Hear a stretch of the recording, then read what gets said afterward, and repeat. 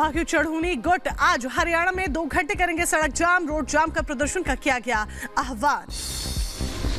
हरियाणा में फिर से बढ़ी मोबाइल इंटरनेट पर पाबंदी। आंदोलन के चलते 2 दिन और बढ़ी पाबंदी। हरियाणा पंजाब बॉर्डर पर डटे प्रदर्शनकारी किसानों ने रोका दिल्ली कूच का प्लान। सरवन सिंह पंढेर बोले अगले 2 दिन तक के लिए रोक। खनेरी बॉर्डर पर हिंसा और आगे के प्लान का करेंगे चर्चा। हरियाणा के खनौरी बॉर्डर पर उपद्रवियों ने हरियाणा पुलिस पर किया जानलेवा हमला। पराली में मिर्च पाउडर डालकर फेंका। लाठी डंडों और धारदार हथियार से किया हमला। 12 पुलिस वाले घायल। प्रधानमंत्री नरेंद्र मोदी का आज से 2 दिन का गुजरात का दौरा। अहमदाबाद में गुजरात सहकारी दूध विपणन महासंघ के स्वर्ण जयंती में शामिल होंगे पीएम। मेहसाणा में 8 करोड़ से ज्यादा की परियोजनाओं की देंगे सौगात। गृह मंत्री अमित शाह का आज छत्तीसगढ़ का दौरा। जांजगीर चांपा से लोकसभा चुनाव के प्रचार का शंखनाद करेंगे। रायपुर में बीजेपी पदाधिकारियों के साथ बैठक करेंगे। लोकसभा चुनाव से पहले सुभाषपा के अध्यक्ष ओपी राजभर ने दिखाए अपने तेवर। एनडीए से यूपी में गाजीपुर, सलेमपुर और घोसी लोकसभा सीट की मांग की और बिहार में 2 सीटों पर लड़ने की इच्छा जाहिर की। सपा से अलग होने के बाद स्वामी प्रसाद मौर्य ने अपनी नई पार्टी की घोषणा की है। आज दिल्ली के ताल कटोरा स्टेडियम में राष्ट्रीय शोषित समाज पार्टी के प्रतिनिधि सम्मेलन का शुभारंभ करेंगे।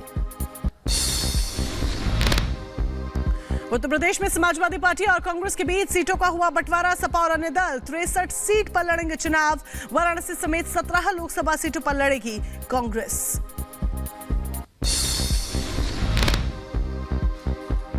और उधर मध्य प्रदेश के मुख्यमंत्री मोहन यादव ने छिंदवाड़ा में किया रोड शो। कहा गरीबों का अपमान बर्दाश्त नहीं करेगी सरकार।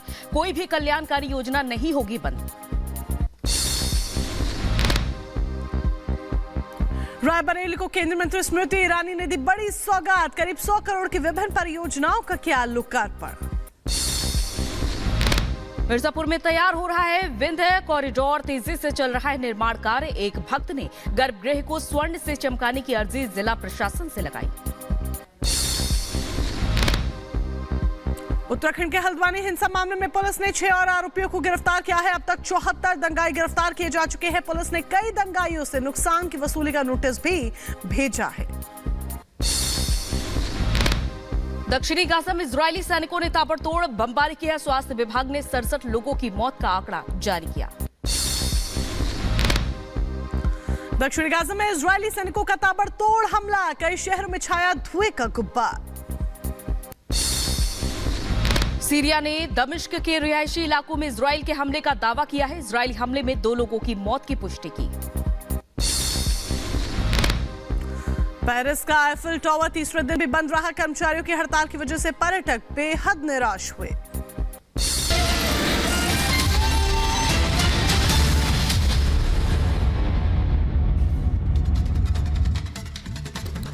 नमस्कार, स्वागत है आपका रिपब्लिक भारत में। मैं हूं आपके साथ अंजलि रजावत और बुलेटिन की शुरुआत करेंगे आज 5 बड़ी खबरों के साथ जिन पर दिन भर हमारी नजर रहने वाली है। तो फिलहाल हम आपकी टीवी स्क्रीन पर वो 5 बड़ी खबरें रखने वाले हैं जिन पर हम आगे चर्चा करेंगे। तो गुजरात में पीएम नरेंद्र मोदी पहुंचेंगे और मेगा सौगात देने वाले हैं।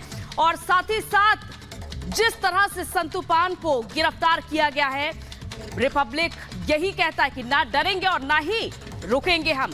गन्ना किसानों को बड़ा तोहफा दिया है पीएम नरेंद्र मोदी ने। जहां एफआरपी में बढ़ोतरी की गई है तो वही आज मौर्य दिखाएंगे अपना दम, क्योंकि अलग पार्टी का ऐलान करने वाले हैं। तो मिलन 2024 में डंका देखने को मिलेगा अरब सागर में, जहां पर भारतीय नौसेना के साथ साथ 51 अलग अलग देशों की नौसेना शामिल होंगी।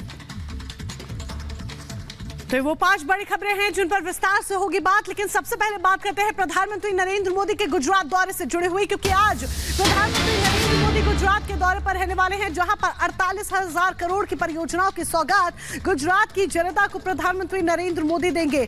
जिन परियोजनाओं की सौगात पीएम की तरफ से गुजरात की जनता को दी जानी है, उसमें सड़क की बात कर लीजिए, रेल की बात कर लीजिए, ऊर्जा, स्वास्थ्य, इंटरनेट कनेक्टिविटी, शहरी विकास, जल आपूर्ति, पर्यटन सहित तमाम ऐसे क्षेत्र हैं जहां में इन क्षेत्रों को, इन परियोजनाओं से सीधे तौर पर बढ़ावा मिलने वाला है। तो प्रधानमंत्री के दौरे को देखते हुए गुजरात तैयार है।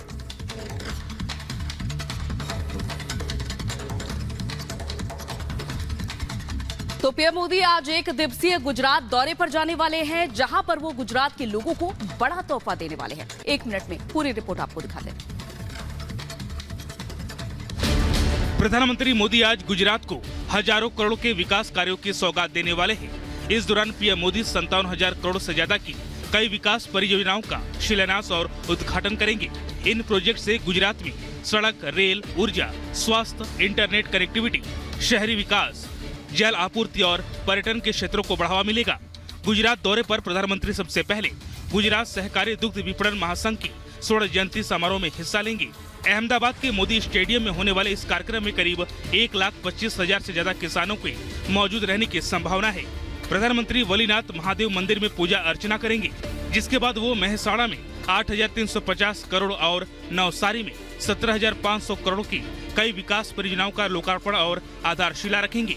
गुजरात दौरे पर पीएम मोदी का काकरापार परमाणु ऊर्जा स्टेशन जाने का भी कार्यक्रम है, जहां से वो 2 नए प्रेशराइज्ड हैवी वाटर रिएक्टर राष्ट्र को समर्पित करेंगे। Bureau report, Republic Bharat.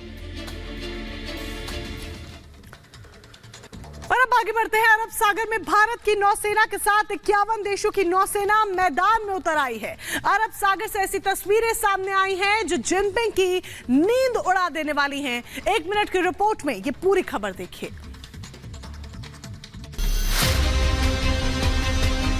Visakhapatnam में नौसेना का सबसे बड़ा युद्धाभ्यास का आगाज हो गया है। रक्षा मंत्री राजनाथ सिंह ने मिलन 2024 के 12वें संस्करण का उद्घाटन कर दिया है और अब आज उपराष्ट्रपति जगदीप धनखड़ इस समारोह में मुख्य अतिथि के तौर पर शामिल होंगे। नौसेना के युद्धाभ्यास में भारत के साथ 51 देश शामिल होने वाले हैं, जिनमें अमेरिका, ब्रिटेन, जापान और जर्मनी के साथ ही मालदीव, मलेशिया और वियतनाम समेत 51 देश शिरकत करने वाले हैं। भारत अपने INS विक्रांत, INS चेन्नई और INS विक्रमादित्य समेत 30 जंगी पोत समुद्र में उतारने की तैयारी में है। तो वहीं बाकी देशों के भी कई वॉरशिप भी इस युद्धाभ्यास में अपना दम दिखाएंगे। अरब सागर में भारतीय नौसेना का जयघोष गूंज सुनाई दे रही है और भारत के समंदर में महाशक्तियों का जमावड़ा देख ड्रैगन के होश उड़ना लाजमी है। अरब सागर से भारतीय फौज ने चीन को साफ संदेश दे दिया है, अब अगर नहीं सुधरे तो दुनिया के नक्शे से नामो निशान मिटना तय है। Bureau report, Republic Bharat.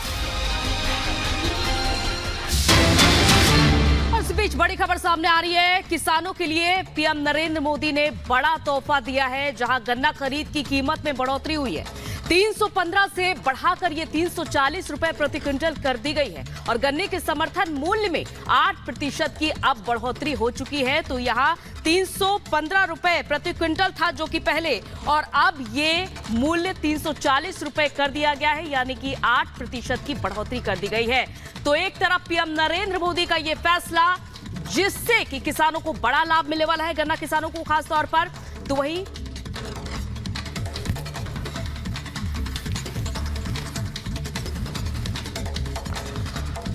दो तस्वीरें लगातार हम आपको दिखा रहे हैं।